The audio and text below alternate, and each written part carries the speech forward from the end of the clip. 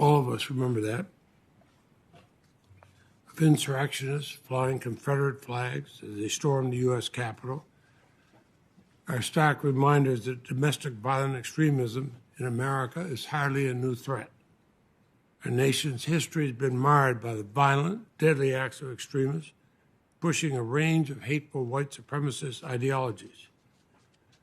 From the Ku Klux Klan to Timothy McVeigh, we've witnessed and we've suffered through as a people extremists killing innocent people in the name of usually morally, always morally bankrupt causes.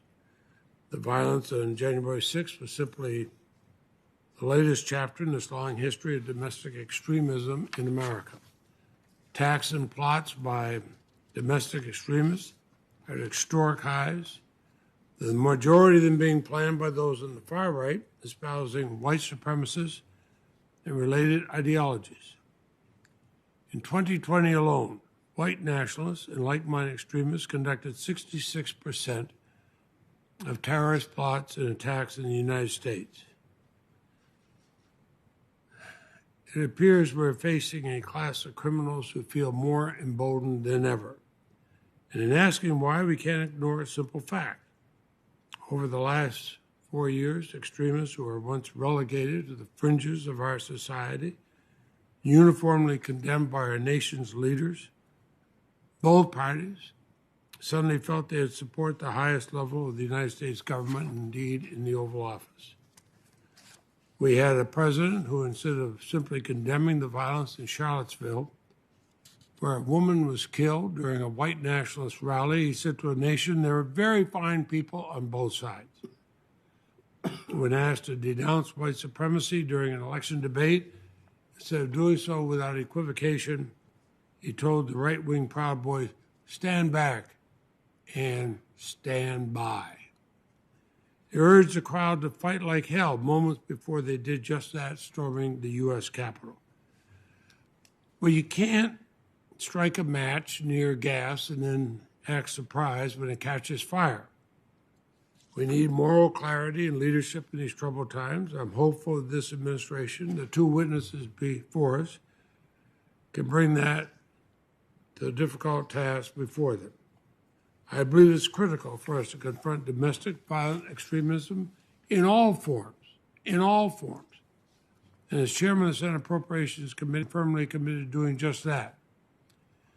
But let's not ignore the plain fact, as repeatedly asserted by the Department of Homeland Security and FBI Director Wray and others, that white supremacist extremists are the most persistent and lethal threat in the homeland.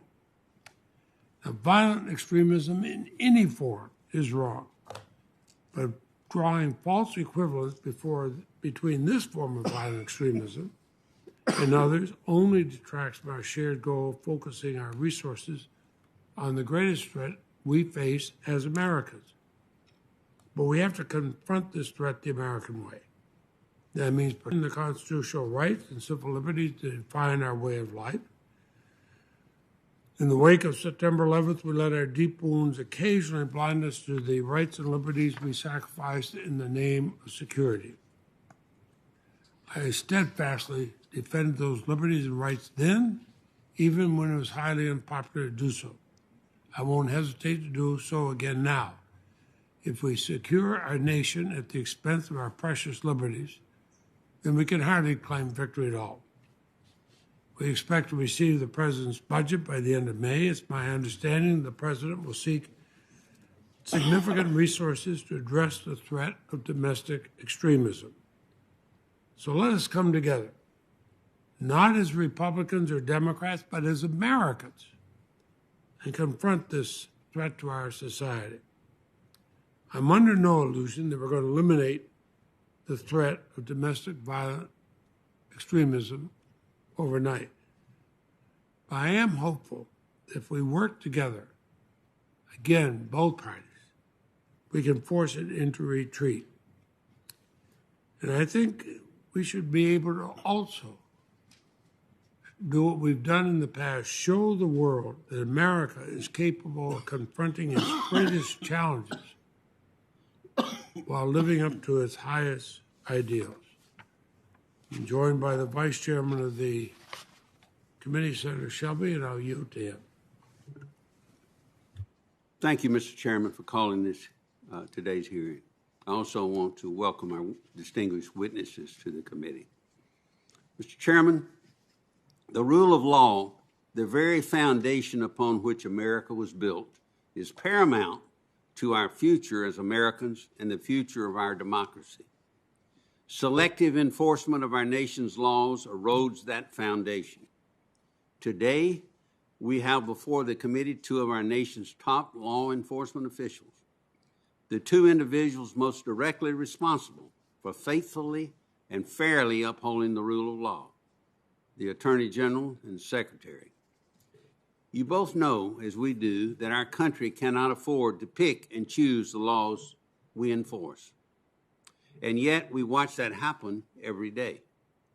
Domestic violent extremists threaten the rule of law, but so too does turning a blind eye to the flood of illegal immigration at our southern border. I'll address each of these issues in turn from this perspective. First, violent extremism is a very serious topic. Unfortunately, many of my Democratic colleagues have sought to make it about politics and race. They would have the American people believe that all domestic violent extremists are far right-wing white supremacists and that all Republicans are complicit in their actions. Of course, both are false. I believe the overwhelming majority of Americans watched the events of January the 6th with shock and horror. I also believe that just as many watched the endless string of riots in cities across America last summer with the same emotions. They saw Antifa thugs beat and intimidate innocent people. They saw violent anarchists burn police cars and precincts and attack law enforcement officers. They also saw far-left extremists hijack Seattle and destroy the livelihoods of so many small business owners there. Yes, and they saw Black Lives Matter activists trash cities and loot businesses from coast to coast, night after night. None of these actions is excusable, not those of January the 6th and not those of last summer. They're all wrong. They all violate the rule of law. Yet, in the face of this utter contempt for the rule of law, so many have chosen to stand idly by, excusing one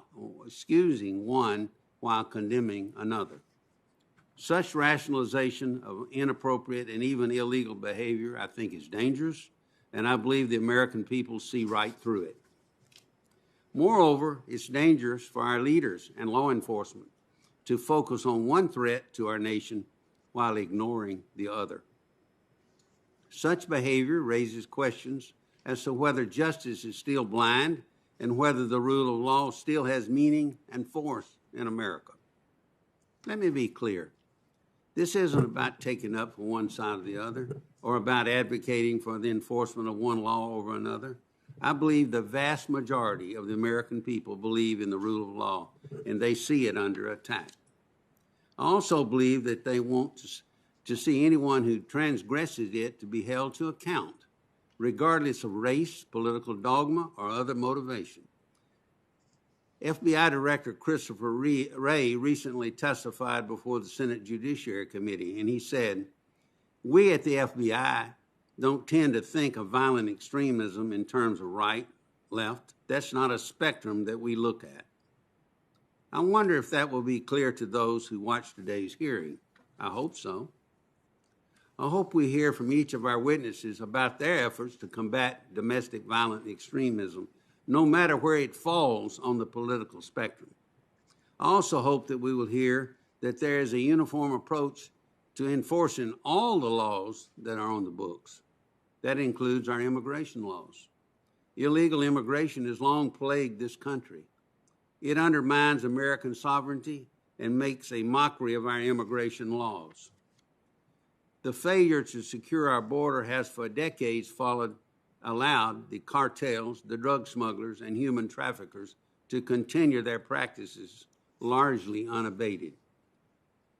The Trump administration made a strong commitment to border security and achieved significant gains in restoring the rule of law along the southern border. Yet, President Biden, in one of his first acts in office, halted construction of the border wall that was ongoing and announced plans to unwind the immigration policies put in place by our previous administration. Sections of border wall literally lay on the ground next to gaping holes in the existing barriers. Gates in the wall that need repair remain wide open and require Border Patrol officers to stand guard while they're needed in other hotspots along the border. Essential technologies such as sensors and cameras embedded in the border wall system have not been activated. All of this while record numbers of individuals pour across the southern border. The impact of these actions is not theoretical or abstract. Our border officials and facilities are overwhelmed. Tens of thousands, yes, tens of thousands of migrant children are in U.S. custody as we speak. This administration has restored catch and release, setting thousands of illegal crossers free in cities and towns across America without consequence for breaking the law. And inexplicably, amid the ongoing crisis, the Justice Department recently rescinded restrictions on federal funding for sanctuary cities, which themselves embody contempt for the rule of law. This action can have no other effect than further fueling the crisis by enticing those who seek to come here illegally. More parents in desperate circumstances in Central American countries will pay human smugglers to drop their children off at the border because the prospect and promise of sanctuary just got brighter. The ultimate source of laws in America, the Constitution, provides Congress with the power of the purse. Congress, over the past few years, has provided billions of dollars to the Department of Homeland Security for further construction of a border wall system, which includes functional gates and essential technology. Yet this administration has blatantly ignored the will of the people to secure the border as expressed in duly enacted laws. I believe that the rule of law must be restored for the good of this country. It must govern whether we are talking about domestic violent extremism or illegal immigration. It cannot come down in full force on one group of bad actors while giving a pass to others. And officials tasked with enforcing it cannot pick and choose which laws they will follow based on political considerations. If those things happen, the rule of law will lose its meaning and its force in America. And we as a nation will be in serious, serious trouble. I hope that our witnesses today, two of our top law enforcement officials in this country, will make a serious and credible effort to restore the American people's faith in the rule of law. And I look forward, Mr. Chairman, to the question and answer period. Thank you for the hearing. Thank you very much. And before I introduce the witnesses, this hearing is a hybrid hearing. We have some members attending virtually and some in person. I thank the two witnesses for being here in person. We'll have 5-minute question rounds. When we get to the questions, members will be called upon in order of their seniority to the full committee. If they're not available at the time they're called upon, we'll go to the next person in seniority, and then they rejoin the committee later. We'll try to put them back in order. I would ask senators to mute themselves when not speaking. For those joining virtually, I'd ask you not log out of the meeting before asking your questions. If you need to step away, just turn off your cameras. But I am glad to see the two witnesses are here, and I know you've had to juggle your schedule to make it possible. I'm glad to have the Attorney General with us today. I've known him for years, followed his career ever since he led the prosecution of Timothy McVeigh after the bombing of the Merrick Federal Building in Oklahoma City 26 years ago. The Attorney General brings with him a heightened understanding of the threat domestic violent extremism brings to our nation just from the deaths of people who the deaths that resulted from that. And I want to welcome Secretary Mayorkas to the panel. We've known each other for a long time, and we look forward to hearing from you, Mr. Secretary, about the work the Department of Homeland Security is doing on this important issue. And we'll take your opening statements. I did note for the committee, I raised a question with, before he came in with Secretary Mayorkas, I am concerned about the number of attacks, cyber attacks, most recent seen on the oil pipeline. And I think we're going to want to have a briefing for members at some point. What are we doing to increase security in these companies? And to what extent should there be a responsibility in the companies if hundreds of millions of dollars are being stolen and they take it as a way of doing business and just pass the cost on to the consumers when they fail to put in the kind of security, cyber security that they should have in the first place. But I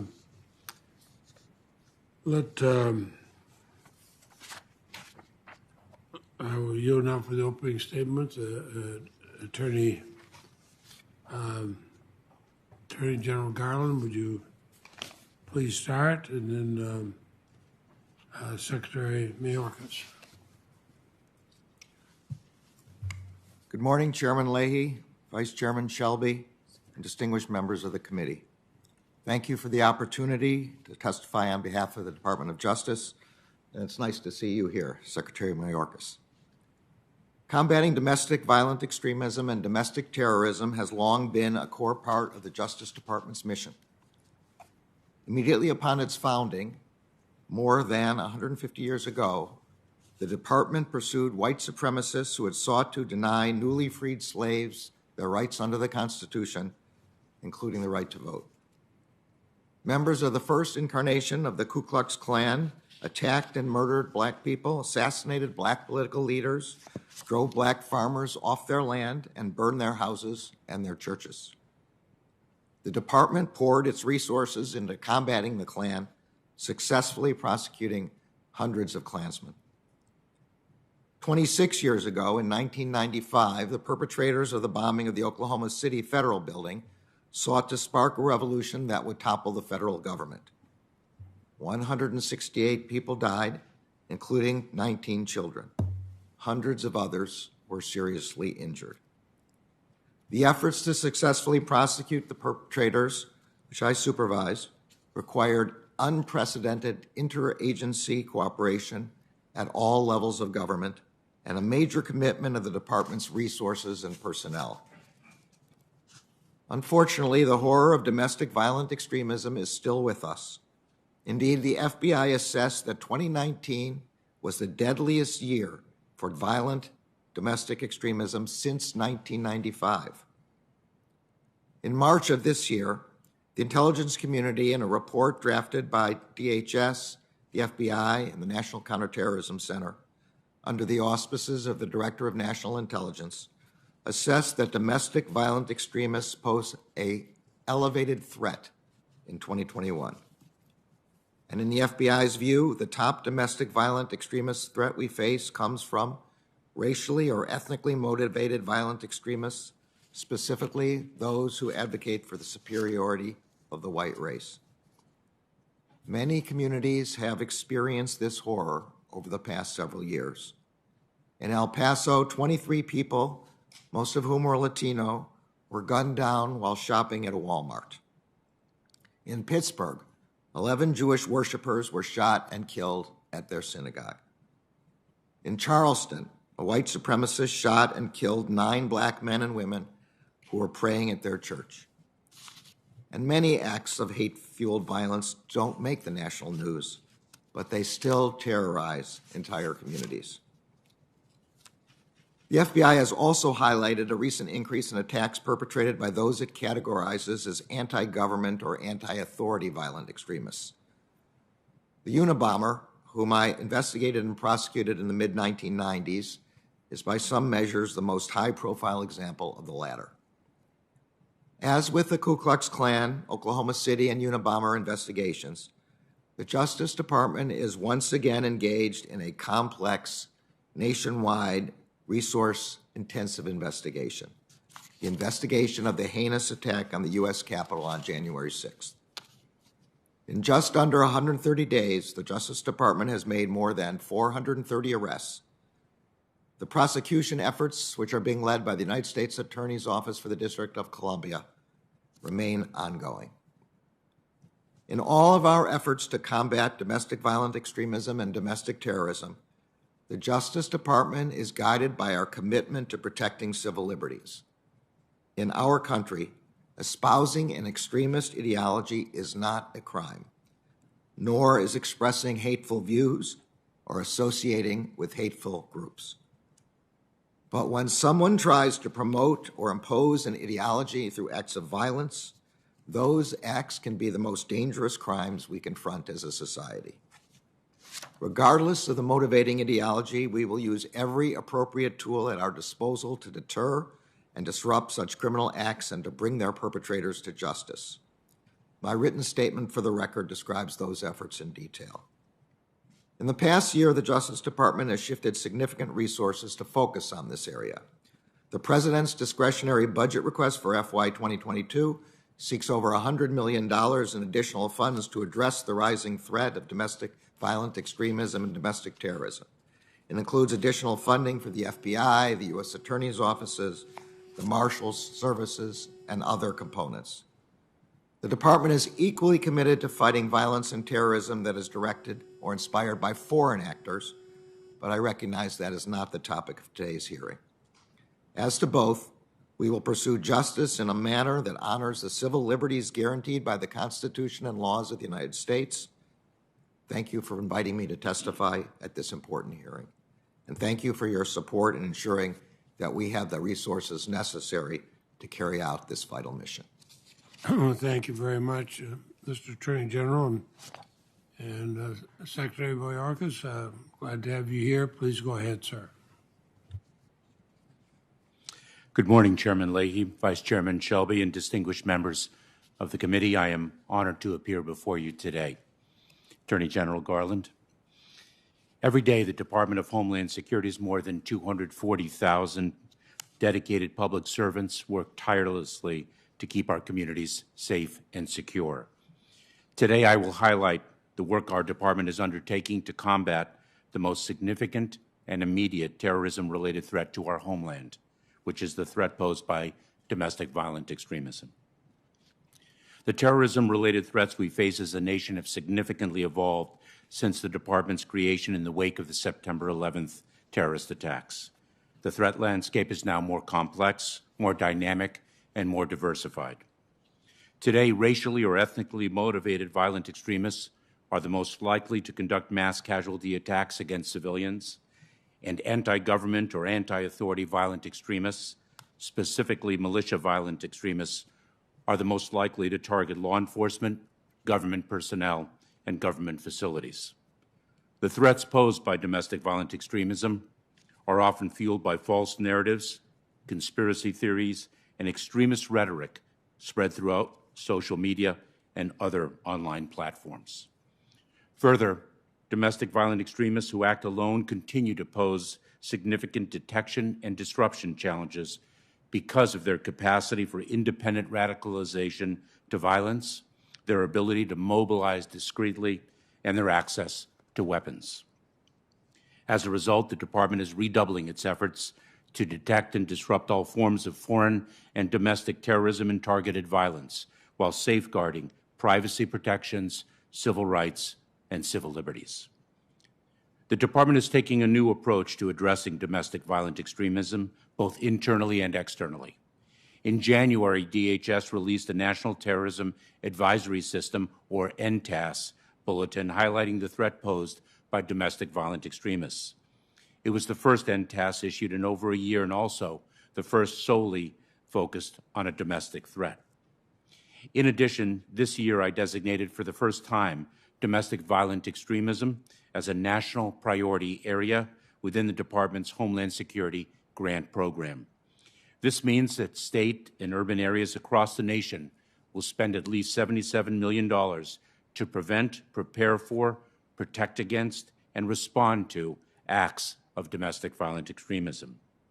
The Department is currently expanding its analytic focus to more comprehensively review how extremists exploit and leverage social media and other online platforms, and how online activities are linked to real-world violence.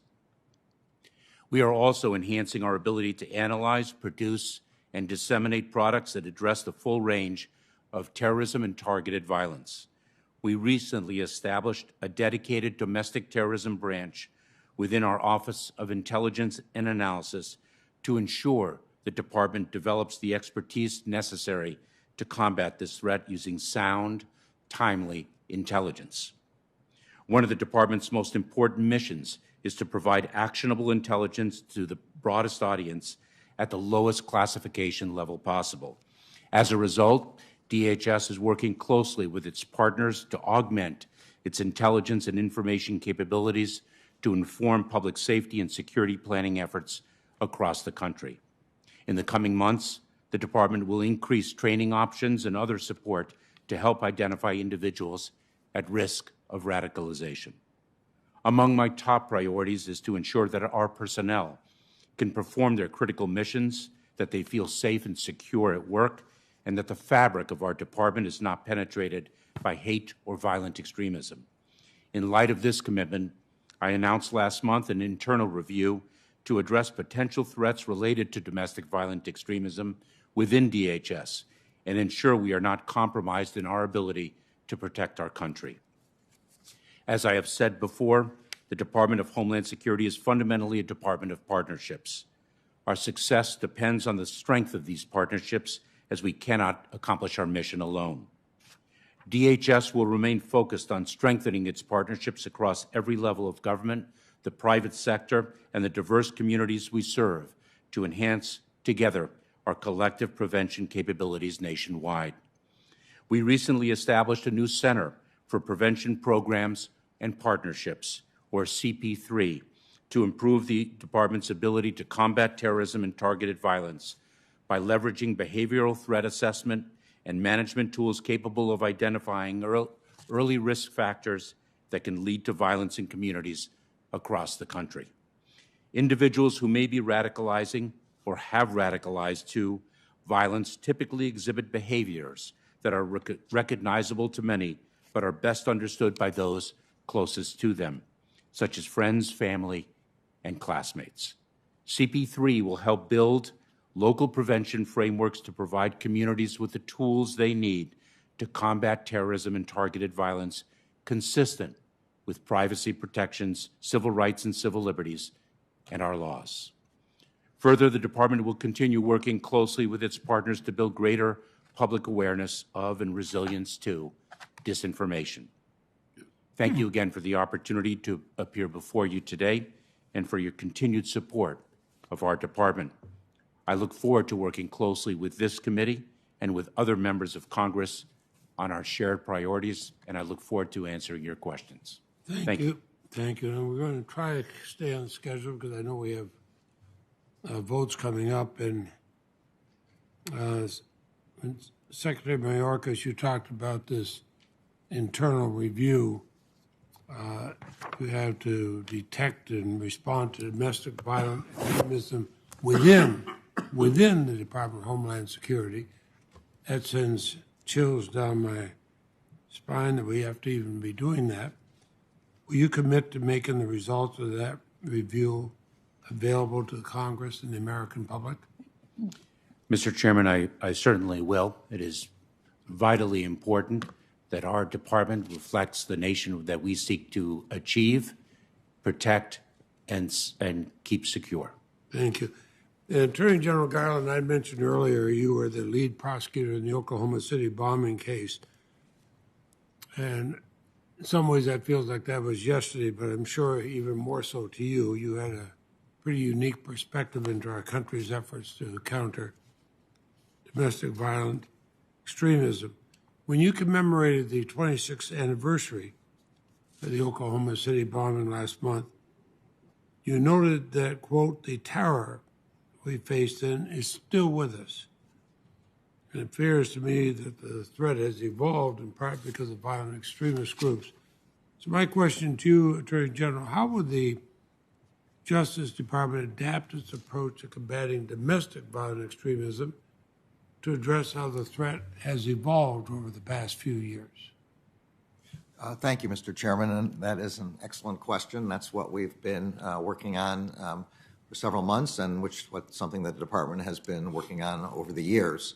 That threat has changed. There are a lot of different factors that have made it change, but of course the most significant is the ability to communicate over the internet at high speed and to be able to communicate in secret through encrypted and other channels. In the days of Oklahoma City, the co-conspirators had to meet together, and it took a considerable amount of time.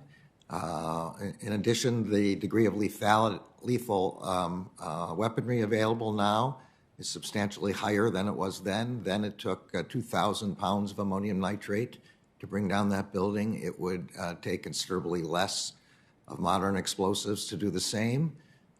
So that threat is considerably, with respect to its risk of lethality, higher than it ever was.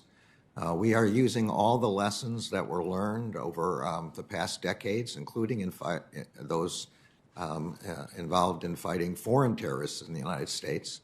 We have much more robust intelligence situation than we had then.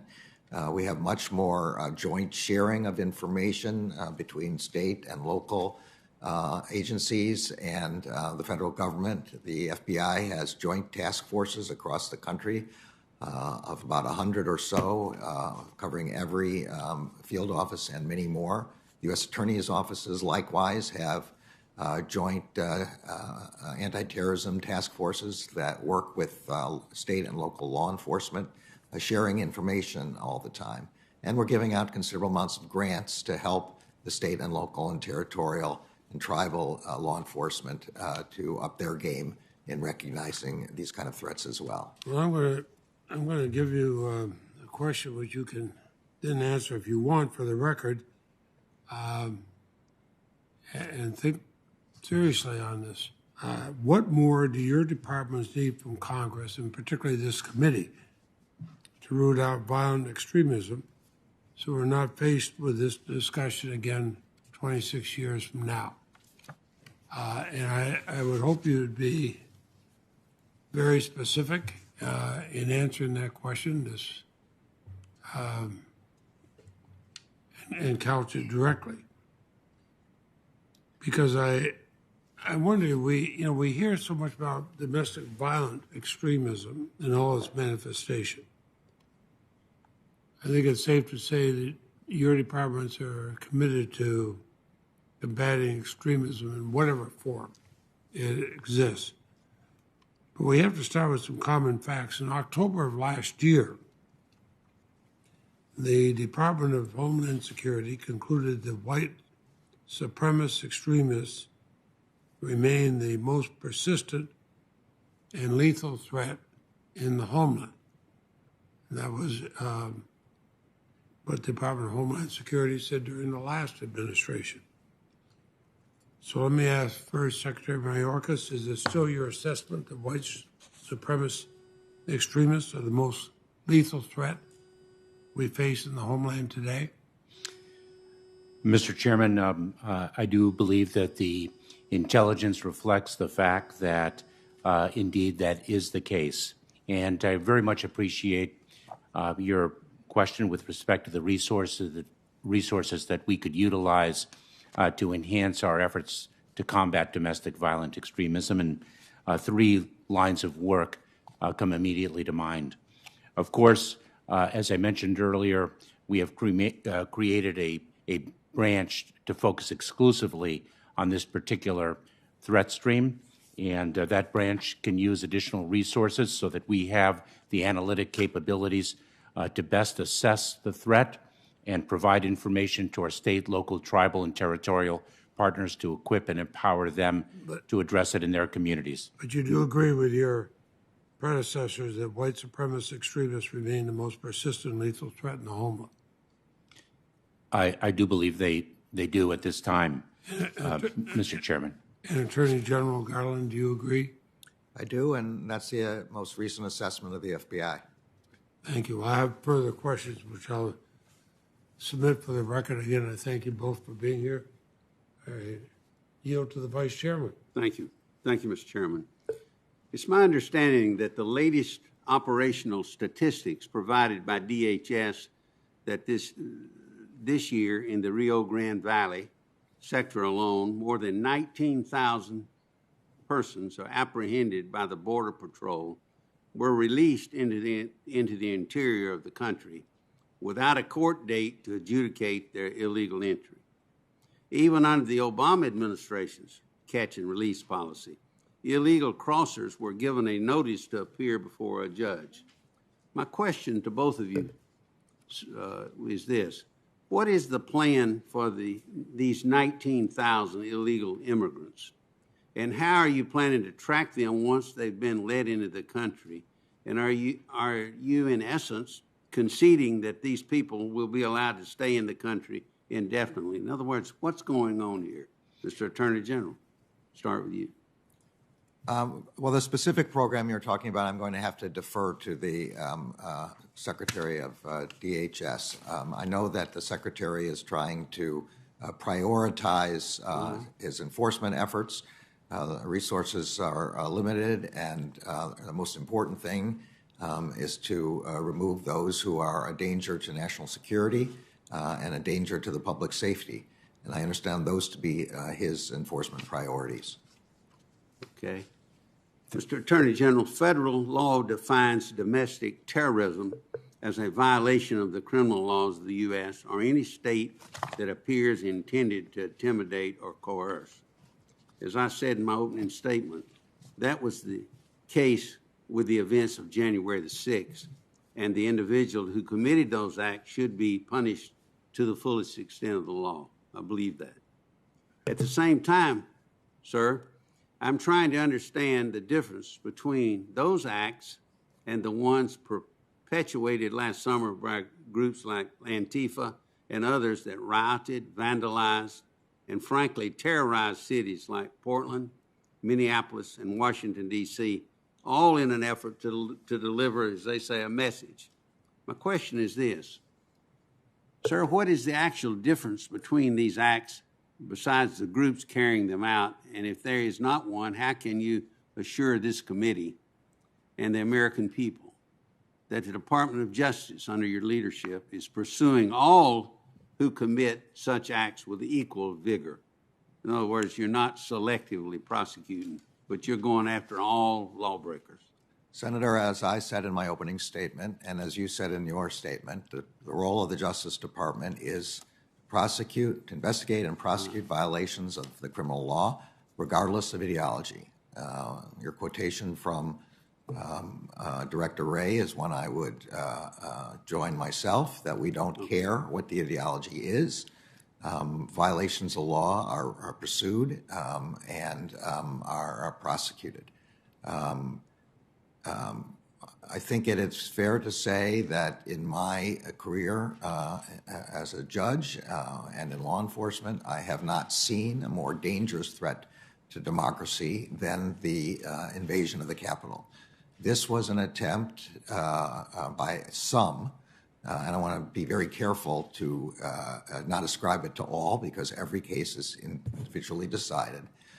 But there was an attempt to interfere with the fundamental element of our democracy, the peaceful transfer of power.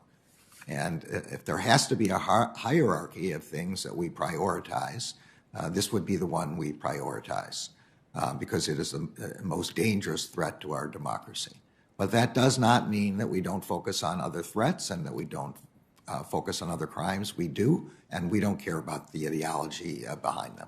Is rioting and pilfering and all of this in our cities, where it breaks the law, is that subject to prosecution?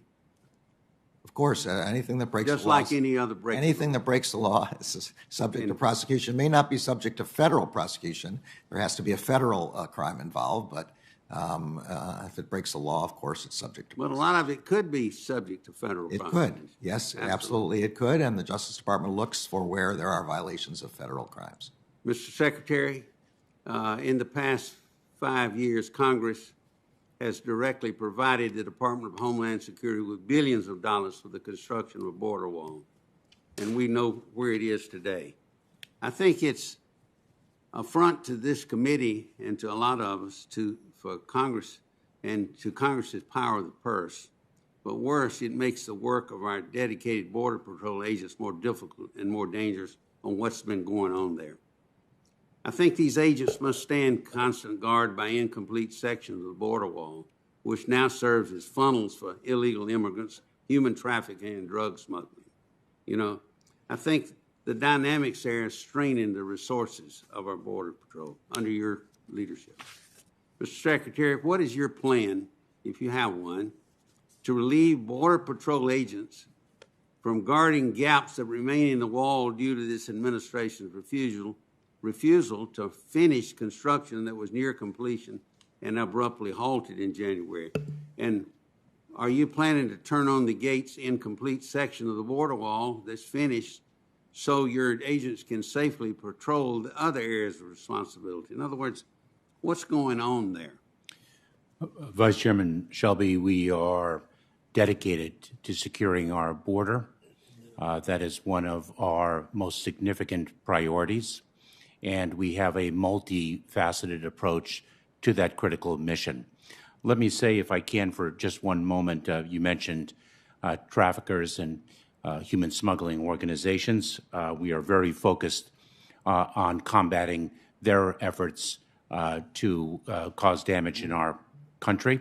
And in fact, just over the past few weeks, we launched Operation Sentinel to increase our resources and dedication of efforts to combat human smugglers and traffickers in every way possible. The border is most secure when we take a multifaceted approach where we not only rely exclusively on the physical barrier, but we have physical barriers, the use of technology, and a focus on innovation to make sure that we're harnessing the most recent technological innovations to secure our border and, of course, the brave men and women of the United States Border Patrol. It's that multi-faceted approach that delivers the greatest security to our border. Thank you. And we'll turn to Senator Durbin, Thanks, Mr. who's Chairman. also the chair of the Senate Judiciary Committee and is deeply involved in these issues. Thanks, Mr. Chairman. Attorney General, you've identified the dilemma of democracy, where we state unequivocally you can believe what you care to believe. That's your right in this country, this free country. But when you take action in pursuance of your beliefs, then we have to take a critical eye toward that action to determine whether or not it has broken the law and endangers the rights of others.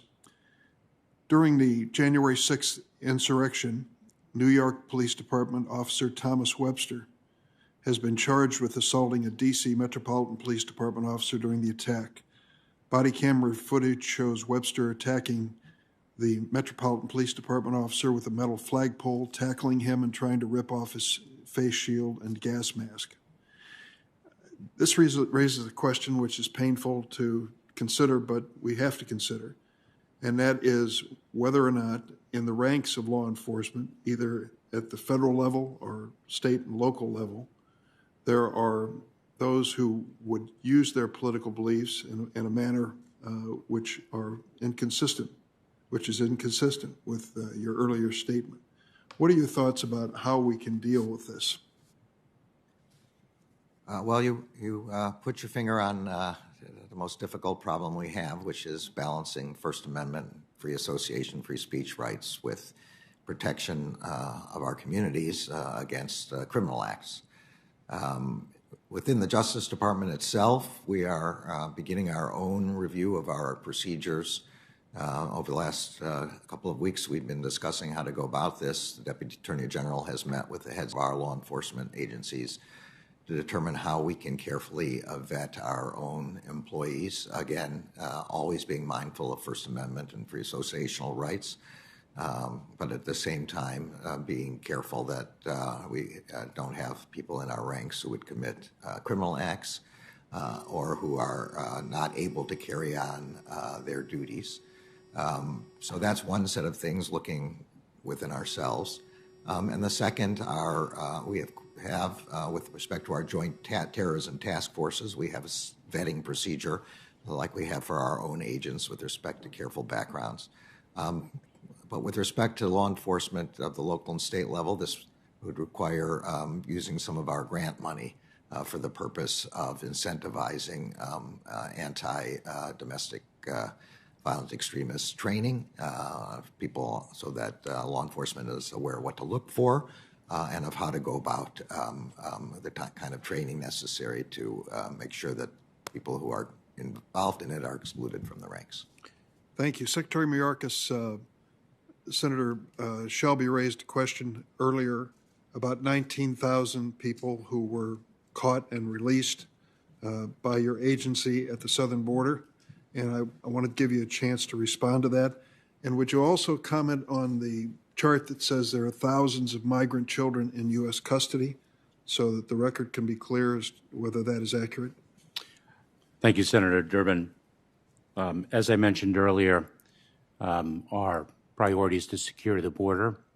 In a time of pandemic, we are employing the Department of Health and Human Services, specifically the Center for Disease Control's Title 42 authority to expel families and single adults. We made a decision because the President and this administration is dedicated not only to a safe and orderly immigration system, but one that is humane as well, to not expel children. Families who are not able to be expelled are placed in immigration proceedings pursuant to the law. Does that mean they have a court date? That is indeed the case. They do have a court date, and if they are not able, we are not able to identify a court date at the time that they are apprehended in a Customs and Border Protection facility, a Border Patrol station. They are issued a notice to appear at an Immigration and Customs Enforcement facility.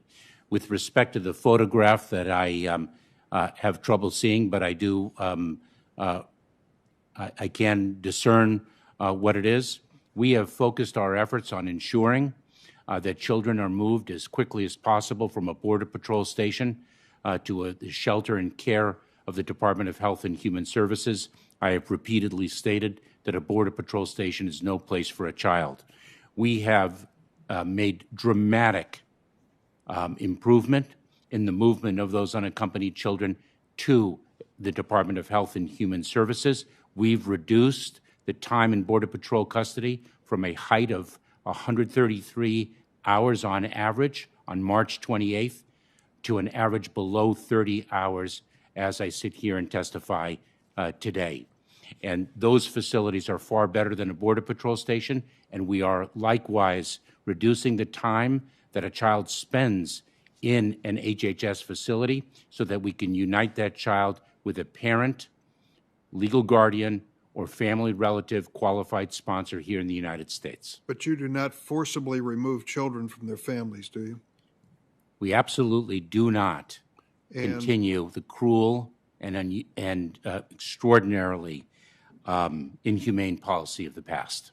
And you do make every effort to establish a reunification possibility. We are dedicated to that. We are very proud of the fact that we reunited 4 families last week, and I want to acknowledge that that is only the beginning, Senator. Thank you. Thank you very much, Senator Collins. Thank you, Mr. Chairman. Mr. Attorney General, welcome. I commend you and the Department of Justice for seeking to identify and prosecute those responsible for the terrible riots and attack on our Capitol on January 6th. As the chairman mentioned, starting last summer, our country also experienced attacks threatening other significant government institutions, such as a courthouse, police stations. That occurred in Minneapolis and in what we in Maine call the other Portland. You have made very clear that the ideological outlook of the individual committing these alleged crimes is not important to the Department of Justice. But what resources has the department dedicated to identifying and prosecuting the individuals responsible for the violent acts last summer that were aimed at institutions like courthouses and police stations? Thank you, Senator, for the question. As you might expect, I know more about the resources we're putting into January 6th because most of those resources have been put in on my watch during the time I've been here. I wasn't the Attorney General nor in the Department of Justice in the summer, so I'm not completely familiar with the resources that were put in during that period. But the U.S. Attorney's offices in both in the other Portland and in Minneapolis are continuing to work those cases, as is the FBI field offices in both of those cases. And I have not heard any suggestion that insufficient resources are available for those continuing prosecutions. If you could get back to me with more specifics on that, I'd really appreciate it. I'll ask my staff to contact yours. Thank you. Thank you. Secretary Mayorkas, first of all, let me say that I very much appreciate the work of the Department of Homeland Security, and I personally learned a lot from a recent trip, my second, to the border to Texas, where I went with Border Patrol agents on a midnight tour of the Rio Grande. And across the river, we could see the bright lights of the Mexican cartels and hear them taunting the border agents as they were controlling completely the flow of migrants across the river. I know that you visited the Donna facility in Texas last week. When I was there, the conditions were dire.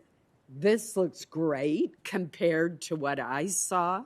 What I saw were children in pens on floors with no spaces between them, with just Mylar blankets. And those conditions were truly dire. We are, however, despite the improvements that you're working hard to make, we're seeing decades-high numbers of encounters at the border.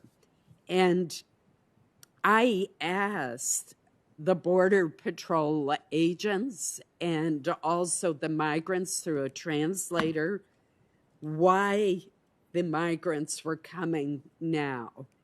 And they pointed to changes in policies that have been made by the Biden administration, particularly with regard to the migrant protection protocols.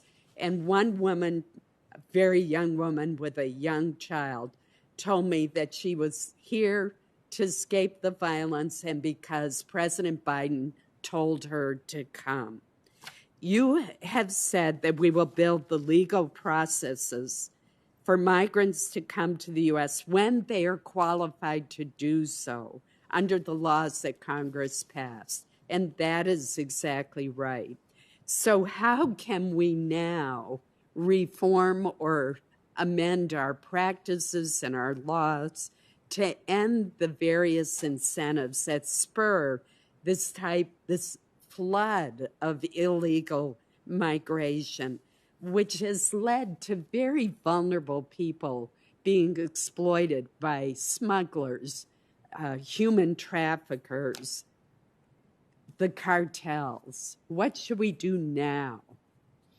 Senator, thank you very much. I have a three-part answer, but before I provide that three-part answer, let me say two important things, if I may. First of all, I want to articulate my extraordinary pride in working alongside and supporting the men and women of the United States Border Patrol. It truly, their efforts are heroic. Secondly, the Donna facility I have visited twice, once in March and once last week, and the change in the conditions there is extraordinary, and that is because of the men and women of the Border Patrol, as well as the men and women throughout the Department of Homeland Security who have dedicated their resources and talents to the effort. It's really a three-part solution. It is investing in the countries of origin, Guatemala, Honduras, and El Salvador, and tackling the root causes that cause the irregular migration, that cause loving parents to actually send their children alone, and sometimes in the hands of human smugglers, to traverse Mexico to reach our southern border. Secondly, it's to construct lawful pathways so that individuals such as those loving parents don't feel they have to rely on those irregular and dangerous pathways, but a safe and orderly process when they qualify under United States law for them to travel here safely. And third, Senator, is immigration reform.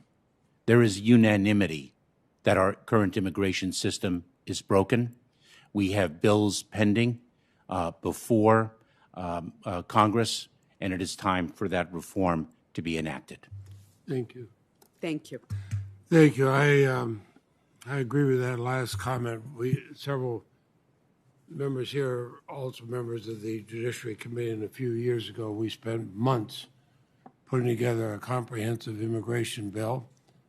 It passed the U.S. Senate, a bipartisan, about 65, 63 votes, Republicans and Democrats for it. The then Speaker of the House, even though there were votes that would have passed it, refused to bring it up because it would have violated a rule they considered sacred, the Dennis Hastert rule. I think they call it something different now that former Speaker Hastert went to prison. Senator Reid? Thank you, Mr. Chairman. Attorney General, welcome. Mr. Secretary, welcome. You have described misinformation rather, and disinformation as fueling a great deal of this violent extremist activity. In your view, would a commission to provide information literacy tools that people can use to make sounder judgments about what they're seeing on social media? And this would apply to all communities, but there's a particular concern with veterans and service members. Would such a commission be useful?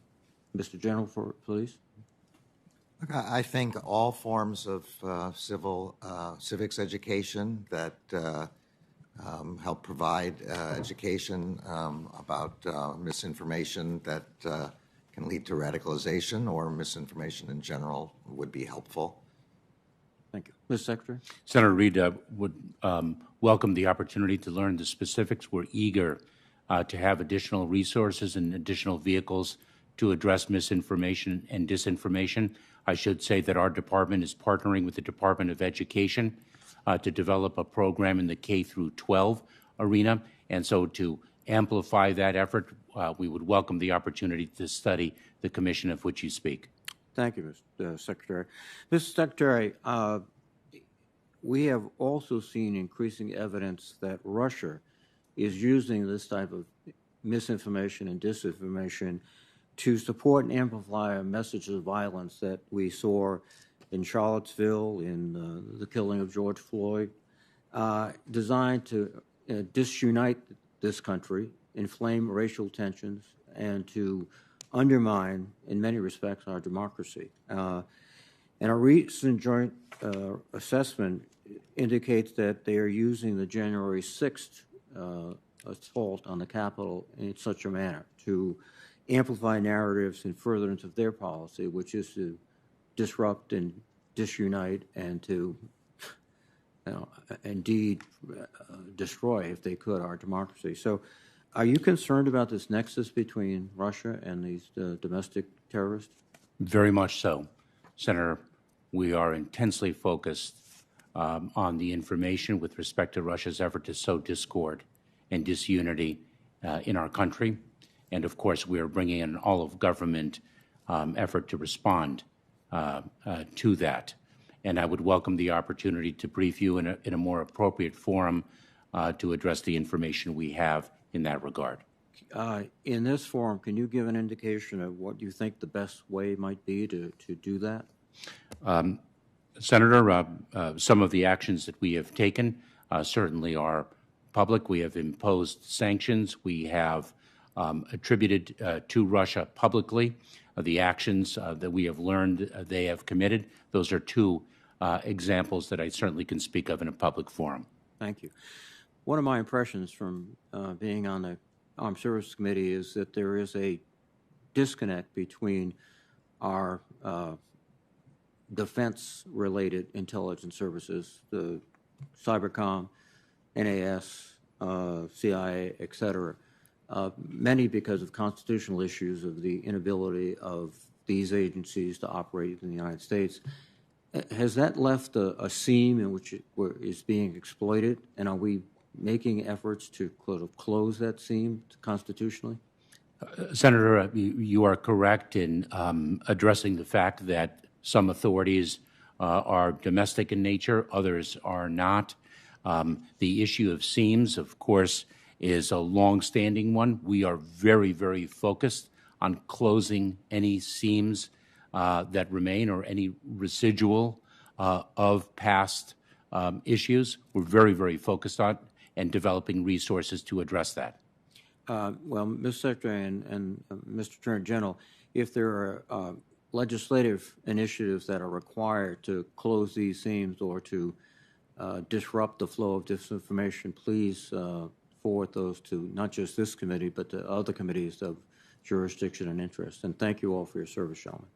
Thank you. Senator Shelby, Senator Leahy. Oh, he's back now. I'm sorry. Thank you, Mr. Chairman, Mr. Attorney General, Mr. Secretary, welcome and thank you for all you do. Attorney General Garland, I would like to ask a question regarding the ongoing investigations following the events of January 6th.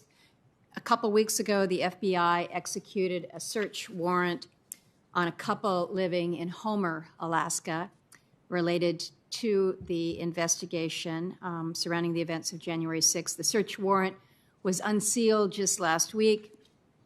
We've had an opportunity to take a look at it. We now understand that the wife was or has been identified as a person that the FBI believes may have been connected to the laptop of Speaker Pelosi based on a picture and at least 2 tips.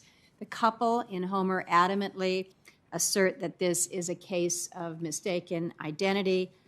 Certainly a lot of back and forth going on as to whether or not that is the case. But understanding that this investigation is ongoing, how are the Department of Justice and Homeland Security working with the FBI and others to ensure that while we have a thorough investigation that is ongoing, that it respects the constitutional rights of all Alaskans in this case, but all Americans. But part of this is just to ensure that public trust in law enforcement is maintained during the course of this investigation. There's a lot of discussion about how long is it going to take until this investigation is concluded. You have a small town in a state with a small population, and there's a lot of discussion about the merits of this going forward. So if you can address that, please. I think this is the central question for all of law enforcement, to always be careful to balance. Balance isn't even the right word. The right word is to pursue law enforcement objectives consistent with the statutes of the United States and the Constitution. This is exactly what we endeavored to do in Oklahoma City, facing enormous number of deaths and injuries, but we took care at each step to make sure that the law was followed. We are doing the same with respect to the January 6th investigation. The U.S. Attorney's Office in the District of Columbia is the lead force along on the prosecution side, and the FBI on the law enforcement side. Both are subject to ongoing supervision by the National Security Division in the Justice Department, by the Deputy Attorney General and myself.